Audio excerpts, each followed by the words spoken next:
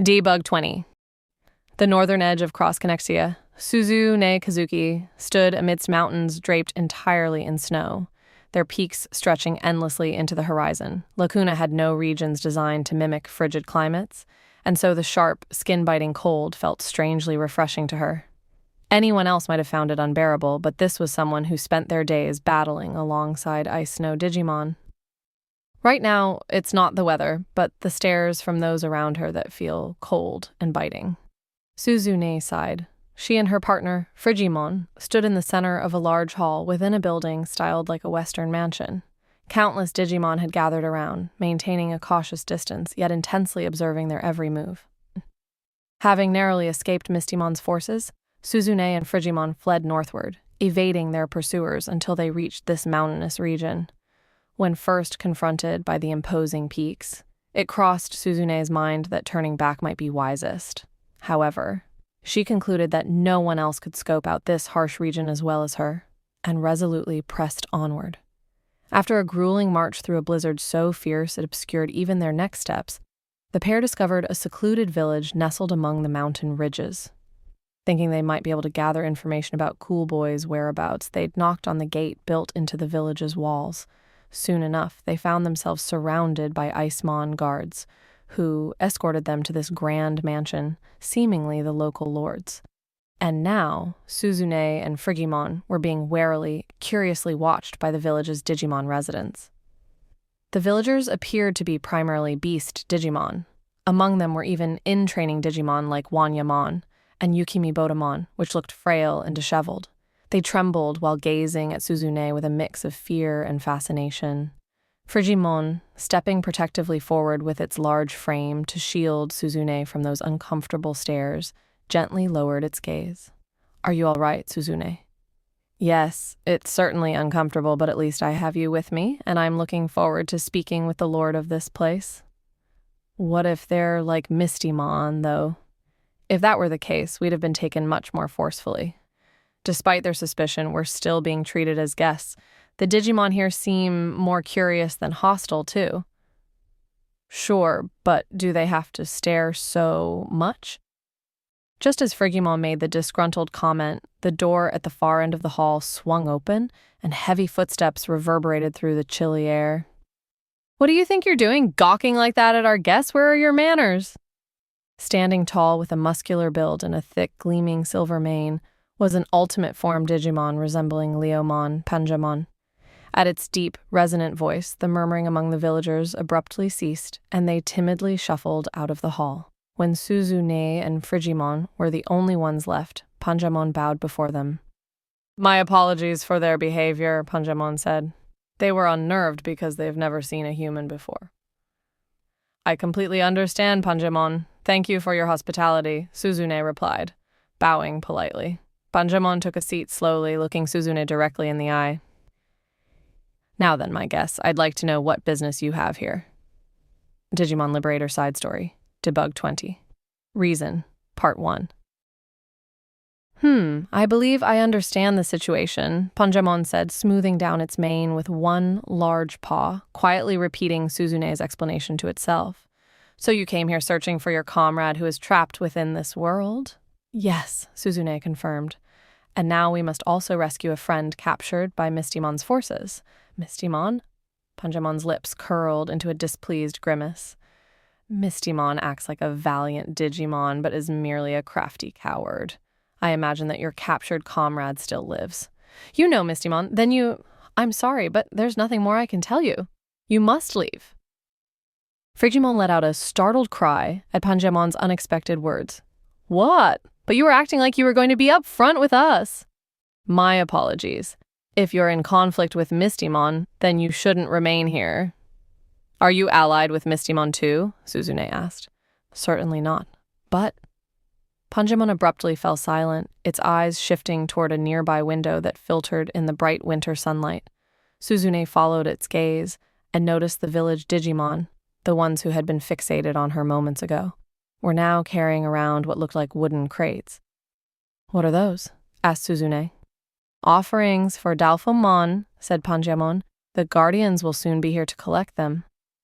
"Dalphomon," Suzune was piqued by the mention of that name again, the same one Mistymon had mentioned before. What's going on here exactly? Is Dalphomon some kind of deity to you? Panjamon didn't respond. Please, Panjamon, tell me.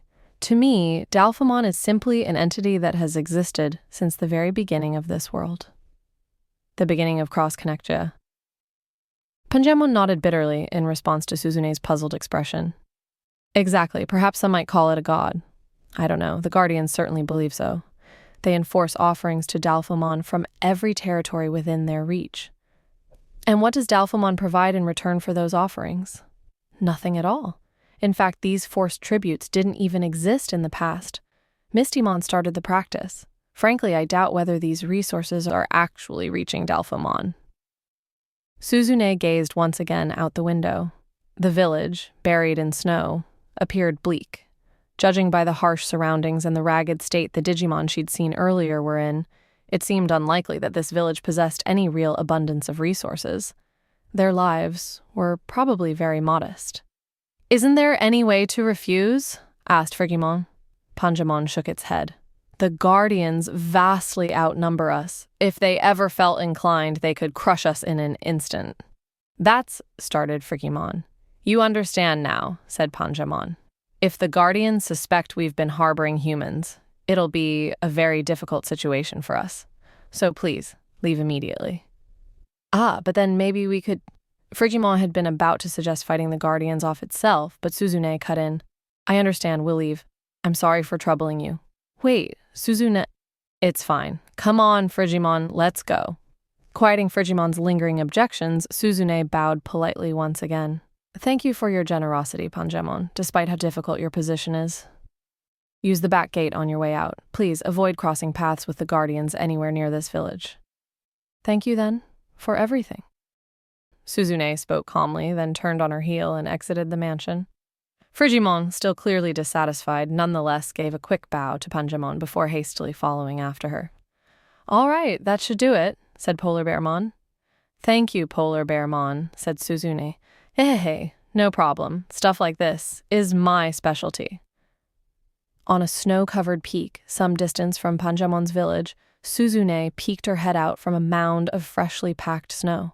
Their temporary shelter for the night, a sturdy igloo created by Polar Bearmon, Frigimon's ultimate form, turned out to be cozier than she had expected.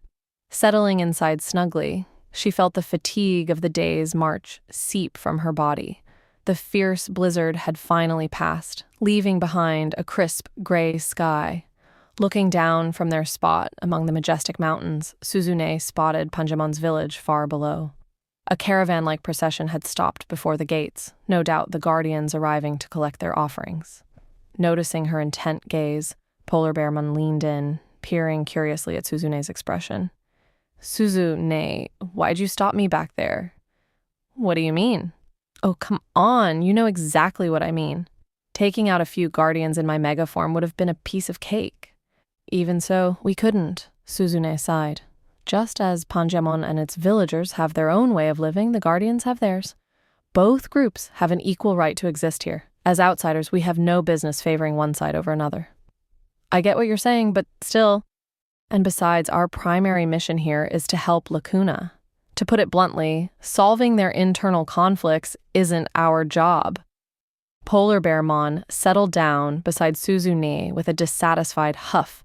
More than her reasoning, it disliked the fact that she was deliberately acting so coldly about the situation. Suzune, I told you before, don't keep everything bottled up inside. I'm not bottling anything up, I'm fine. Nope. You're definitely not. You've had that gloomy look on your face ever since we entered this world. Of course I have. My husband and I could both lose our livelihoods. I know that, but that's not what I mean. Polar Bearmon paused, gazing steadily at Suzune with its round eyes. You can't keep worrying about things beyond your control, Suzune, especially when it comes to Unchained. You're right, I know. No, you don't. You keep acting like you could have done something, like you could have changed how things turned out. This struck close to home, leaving Suzune at a loss for words. She'd suspected Unchained's true motives for some time, but as she was only a debugger and not a GM, her options were limited. She'd tried subtly warning those around her, even maneuvering quietly behind the scenes to introduce elements that Unchained couldn't control. But in the end, Unchained's schemes had been in place long before Suzune joined the team, and so beyond her influence from the very start. Yet no matter how much logic told her otherwise, she couldn't shake the lingering feeling that maybe there had been something more she could have done. Even now, Suzune couldn't help but wonder, just how far did Unchained's plans extend? Had Unchained orchestrated everything from the invasion by the Emperor Dragon of Calamity to the awakening of Shoto Kazama's mysterious override power? And what about Cool Boy? According to Yao Qinglan, she had anticipated Unchained's movements and had been responding strategically, and that strategy had led to the debugging team coming to Cross Connectia. But if that were the case, why hadn't she acted sooner to stop things before they spiraled out of control?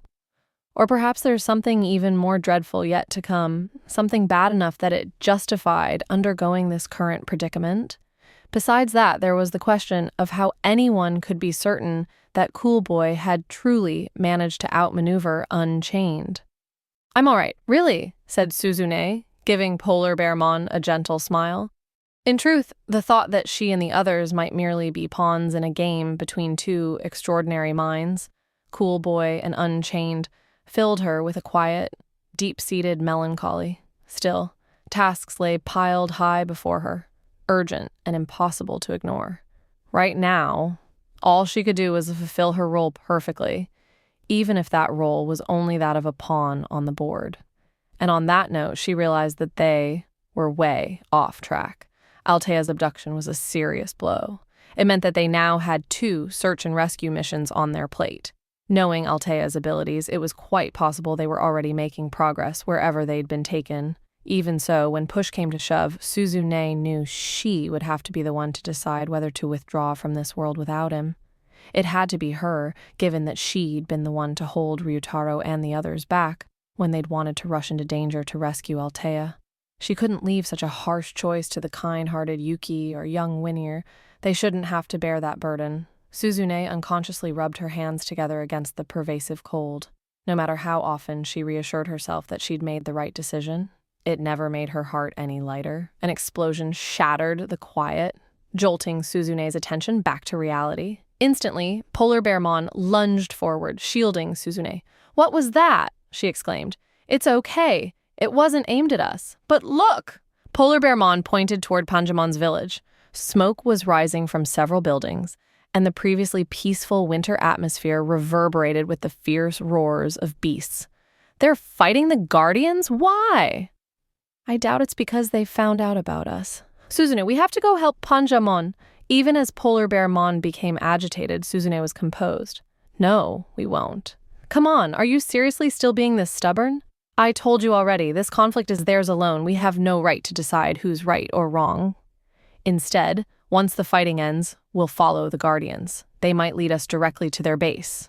Polar Bearmon had no retort. "If you disagree, you're free to go on your own. I have no right to stop you either." Suzune and Polar Bearmon stared at each other silently for a tense moment. Finally, Polar Bearmon sighed and dropped down beside her in resignation. "You're really not going?" asked Suzune. "No, because," said Polar Bearmon, cheeks puffed as it stared toward the village. "Then I wouldn't be there when you finally decide to fight." Suzune listened quietly. "Stuff like rights and duties, I don't really get all that. But when you feel in your gut that you absolutely need to act, Suzune, it's fine to throw those complicated reasons away. Because if I don't, you'll regret it forever." Suzune lowered her eyes at Polar Bearmon's words. Their circumstances, their duty to save Lacuna, the faces of the Digimon from earlier, everything swirled through her mind. She thought and thought and thought, then finally she opened her eyes resolved.